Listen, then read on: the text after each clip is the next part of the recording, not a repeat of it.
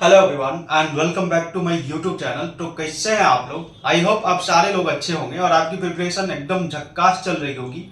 और आपकी प्रिपरेशन को और भी खास बनाने के लिए मैं आज फिर से आ गया हूं आपके लिए एक बहुत ही अच्छा लेवल की प्रॉब्लम को लेकर के।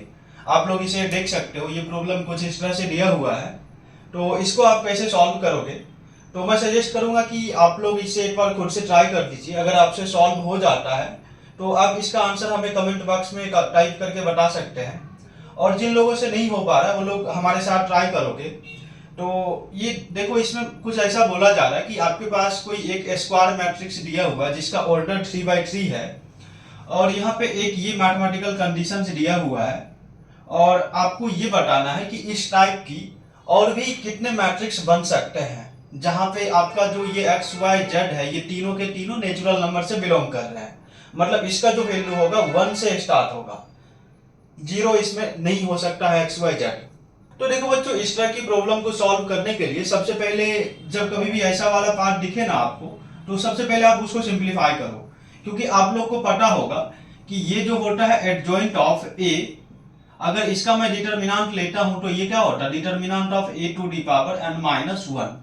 यहाँ पे n माइनस वन क्या होता है? ऑर्डर ऑफ मैट्रिक्स होता है। तो जैसे अगर मैं इस मैट्रिक्स के लिए बात करूं ना, तो ये क्या हो जाएगा? Determinant of A to the power 3 minus one, जो कि ए स्क्वायर के इक्वल होगा। और अगर मैं इस पार्ट की बात करूं, अगर सिर्फ इतना पार्ट का डिटर्मिनेंट लिया जाता तो ये तो तुम्हारा क्या आ जाता? Determinant of A square.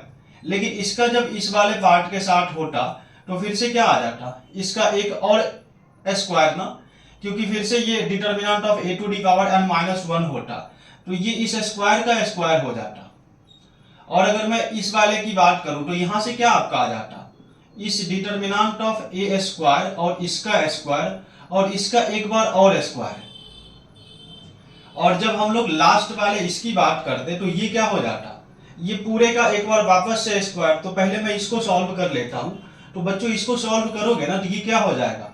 आप लोग को पता होगा ए टू दी पावर m और इसका पावर n होता है, जिसको हम लोग क्या लिखते हैं? क्रॉस मल्टीप्लाई कर लेते हैं। यहाँ ये चीज मैं दो के लिए बताया, बाकी दो से ज्यादा होगा तब भी सिंपली हम लोग मल्टीप्लाई कर लेते हैं। तो यहाँ से हम क्या बोल सकते हैं? Determinant of A to the power 2 into 2 into 2 बोले तो 8। और अभी एक बार अपना और एडजॉइंट ऑफ ये वाला पार्ट बचा हुआ है। तो लाइक यहाँ से क्या आ जाएगा?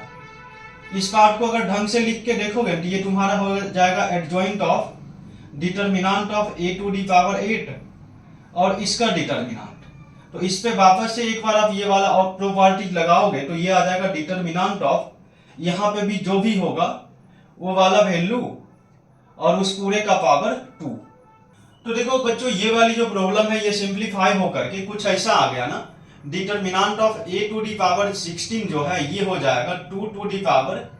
देखो मैं इसको चाहूं तो ब्रेक करके ऐसा लिख सकता हूं। देखो बच्चों, यहाँ पे 36 नहीं था, ये 32 था। तो आप लोग भी 32 लिख लेना इसको। और इसको मैं क्या लिख सकता हूं? 2 to the power 16 into 2 to the power 16।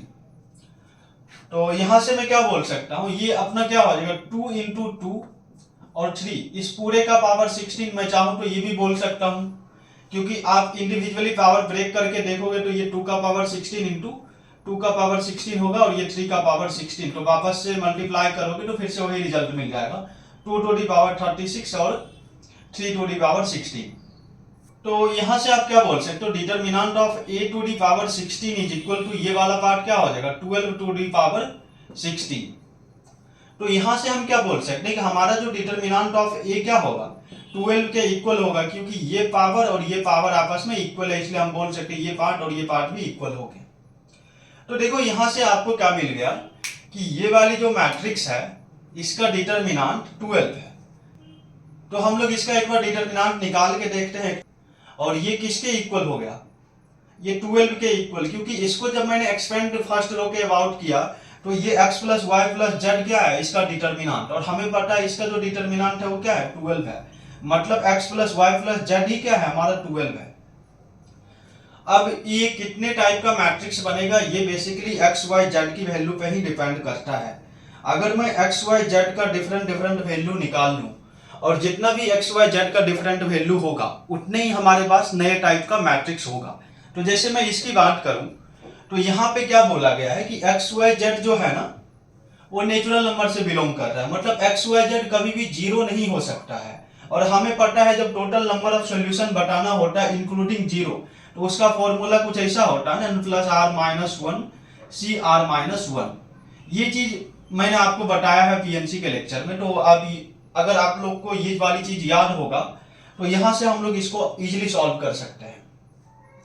तो देखो यहाँ पे एक्स वाई जेड क्या है, 12 है। अगर यहाँ पे मैं ये वाला फॉर्मूला लगाऊं तो अभी गलत आ जाएगा, क्योंकि ये वाला जो वैल्यू डेटा है ना total number of solution data है इंक्लूडिंग जीरो। बट यहाँ पे क्या कंडीशन है कि हमारा जो एक्स वाई जेड है वो नेचुरल नंबर है, मतलब जीरो नहीं हो सकता है।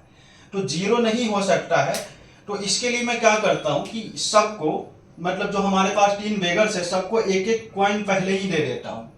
तो हमारे पास पहले टोटल 12 कॉइन्स थे, सबको हमने एक एक दे दिया। तो अभी हमारे पास कितने बच जाएंगे, 9। तो मतलब यहां से हमारे क्या हो जाएगा, x plus Y plus Z क्या आ जाएगा, 9 के इक्वल। अब इसका आप total number of integral solution निकाल लो, वही आपका आंसर हो जाएगा।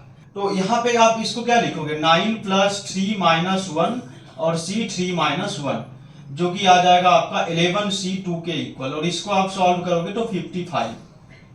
तो यहाँ पे देखोगे ना एक्स वाई जेड जो ये ट्रिपलेट्स होगा, मतलब बेसिकली एक्स वाई जेड का टोटल 55 डिफरेंट टाइप का वैल्यू पॉसिबल है। तो मतलब यहाँ से हमें क्या मिल जाएगा, 55 टाइप का मैट्रिक्स मिल जाएगा। तो इस टाइप की प्रॉब्लम को आप ऐसा सॉल्व कर सकते हो। बेसिकली ये तो मैट्रिक्स का क्वेश्चन था, बट इसमें पीएनसी का कॉन्सेप्ट को मिक्स करके इसने आपसे पूछा। आई होप सबको ये वाली सॉल्यूशन समझ में आया होगा। और इसी तरह की और भी इंटरेस्टिंग वीडियो को देखने के लिए आप हमारे चैनल को सब्सक्राइब कर सकते हैं।